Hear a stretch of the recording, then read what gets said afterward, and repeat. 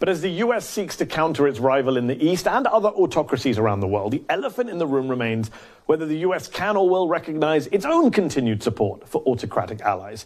Dealing with the rise of anti-democratic leaders will perhaps require looking at the role America, the world's leading superpower, played in that development. And that's part of what a new book by Barack Obama's former Deputy National Security Advisor, Ben Rhodes, tries to examine. Part essay, part memoir, After the Fall takes its readers to countries where authoritarianism has taken root, and it looks at both the America that kind of inspired it and the one that can perhaps fix it. Joining me now to discuss more on the book and Biden's first international trip as president is Ben Rhodes. Ben, thanks so much for coming back on the show. Joe Biden has made clear that he wants this foreign trip of his to be about democracy and freedom and standing up to authoritarianism, especially in Russia. Have a listen to something he said today in England. I'm heading to the G7, then to the NATO ministerial, and then to meet with Mr. Putin to let him know what I want him to know.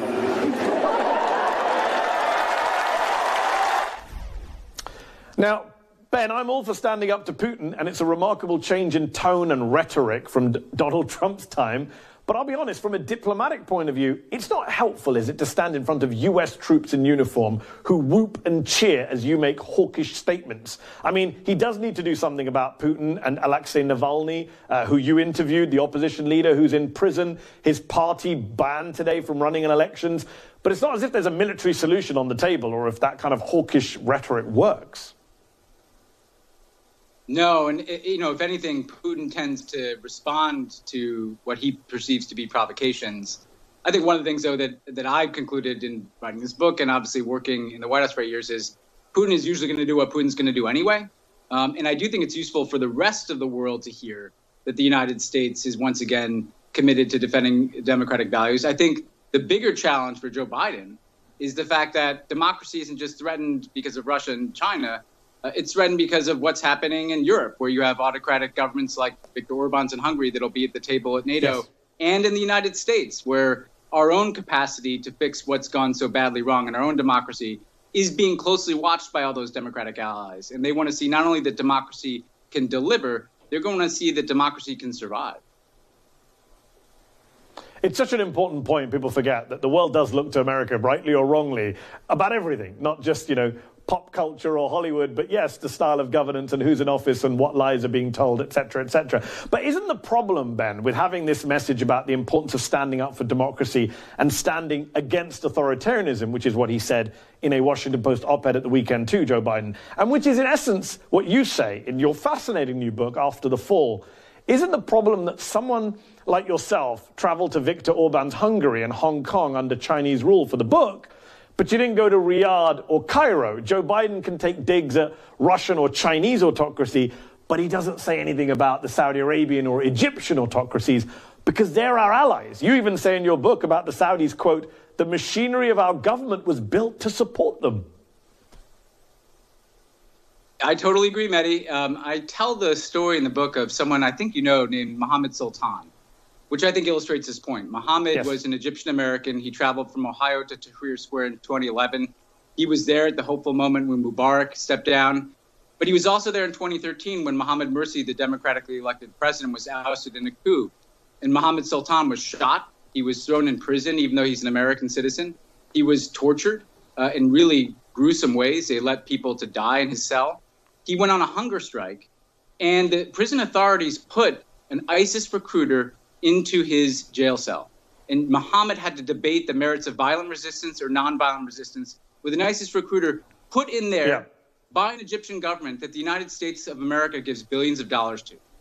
And the reason that they do that, of course, is that radicalization of the opposition that they're enabling enables their suppression, it justifies their suppression, and that billions of dollars that we give to them. And I think we have to recognize as a country that if democracy versus autocracy truly is the competition of our age, and I believe it is, that our capacity to speak about those things is consistently undercut by our continued support for governments like Egypt and Saudi Arabia. I agree with you.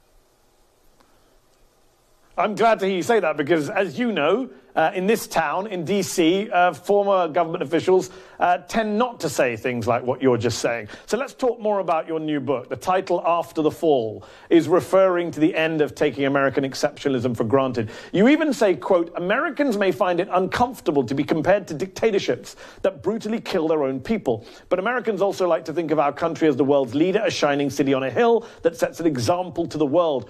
Why would we think it is okay for our country to kill people, torture people, and demonize immigrants and refugees, and then be surprised when other countries emulate those actions, build upon them, or use them to justify their own repression? I wonder, Ben, did it require writing this book and leaving the White House to come to that realization that, I'll be honest, a lot of us have had for a while without having worked in the White House?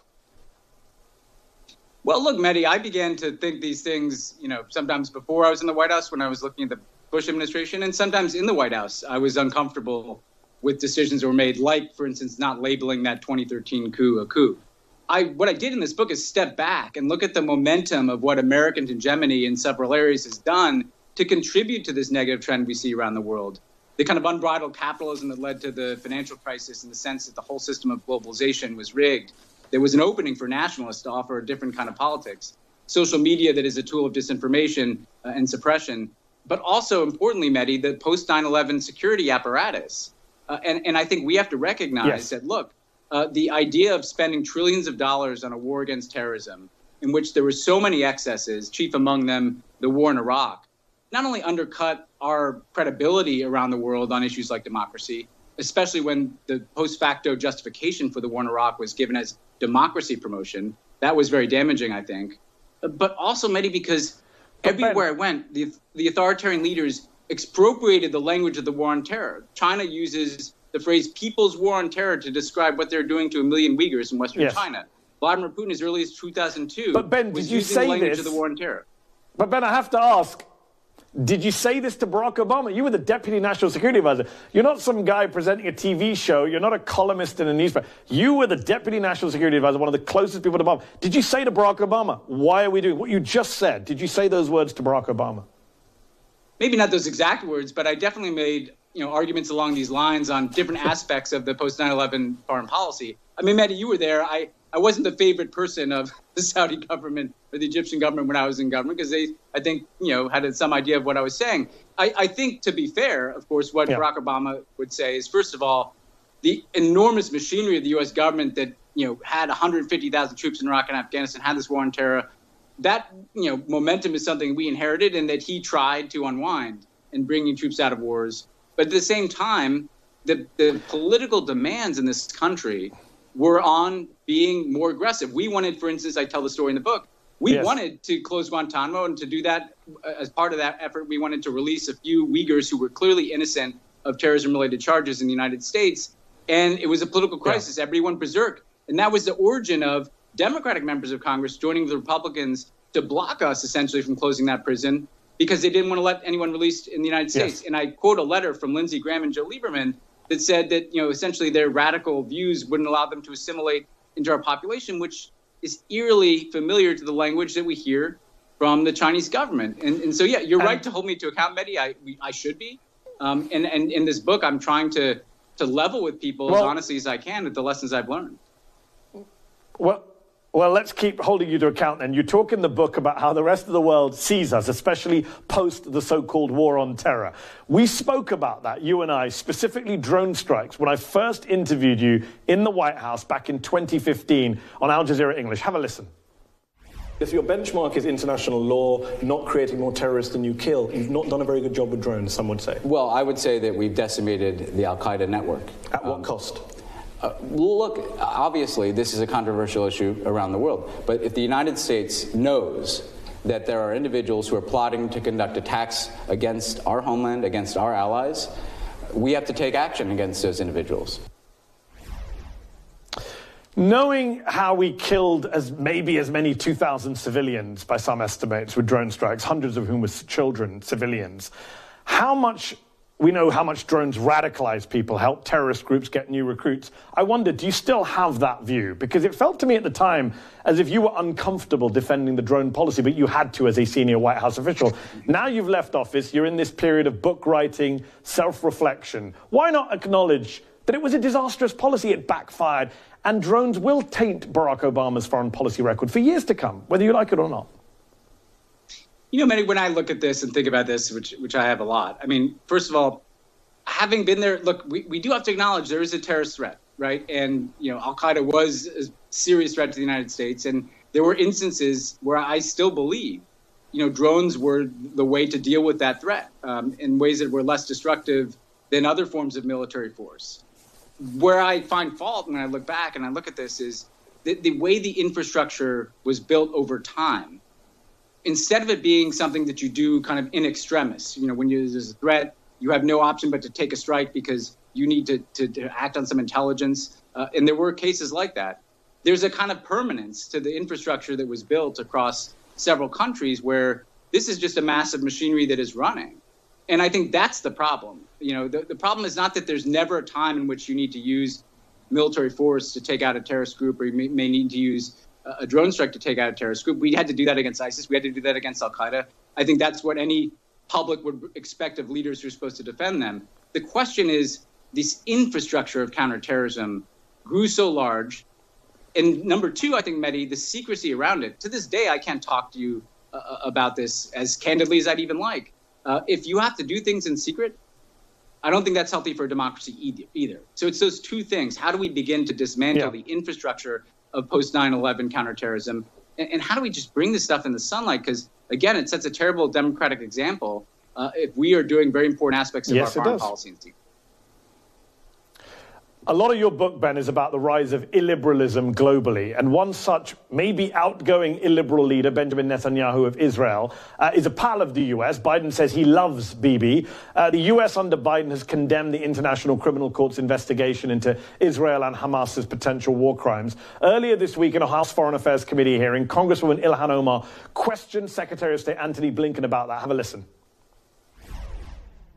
If domestic courts can't or won't pursue justice, and we oppose the ICC, where do we think the victims of these supposed crimes can go for justice? I continue to believe that whether it is the United States or Israel, both of us have the means. Mr. Secretary, I do understand that point. I'm asking what mechanisms do you think is available to them? I believe that we have, whether it's the United States or Israel, we both have the mechanisms to make sure that there is accountability. Ben, she's right, isn't she? Where should Palestinians go to secure their rights? And why don't American governments, whether Biden's, Trump's, or Obama's, give a damn about Palestinian rights? Well, I mean, first of all, I support the ICC, you know, and I think that again, for the United States to talk about kind of rules-based international order, which we often do, you know, if you're not a party to and not supportive of groups like the ICC that we turn to in some cases, you know, when we want to see investigations that we want to see move forward, whether they're in Southeast Asia or Africa or Europe, we've turned to the ICC, but then don't want it to turn to countries that are more allied with us. You know, I think that undercuts us in general. So I think that the ICC is something that the United States should invest in. Obviously, the politics are probably going to make that very difficult, precisely because I think Palestinians, you know, the talking point that there's an Israeli justice system through which they can find accountability. Clearly, I don't think that people believe that that's somewhere where the Palestinians feel like they have true recourse in the absence of having a state. And this is something we did make the point to Bibi many times, like, in the absence of them having a state, of course they're going to turn more and more to the UN for recognition. Of course they're going to turn to the ICC here. I do want to say one other thing about Bibi, which is this illiberalism you talk about. One of the fascinating things in my book is this relationship between Bibi and Viktor Orban, who's very active in propagating anti-Semitic tropes, the far-right leader of Hungary. And yet he's an ally of Netanyahu's. And he blocks actions at the EU on behalf of Netanyahu. It's a very strange situation where someone who you wouldn't think is a fellow traveler, given the anti-Semitism he espouses, particularly about like George Soros, because Netanyahu believes in this kind of right-wing nationalist project generally, and because Viktor Orban can be a reliable vote, he's been able to give him cover, and so that just kind of speaks to how much this is all, part of one global trend. 100%. And Ben, I'm so glad that you drew these connections and called this stuff out in your new book. It's called After the Fall, Being American in the World We've Made. Thank you so much for being here tonight. Appreciate it. Hi, I'm Mehdi Hasan. Thanks for checking out our channel on YouTube. You can see more of The Mehdi Hasan Show by clicking on any of the videos on this screen, and make sure you subscribe below to stay up to date on the day's biggest stories. Thank you for watching.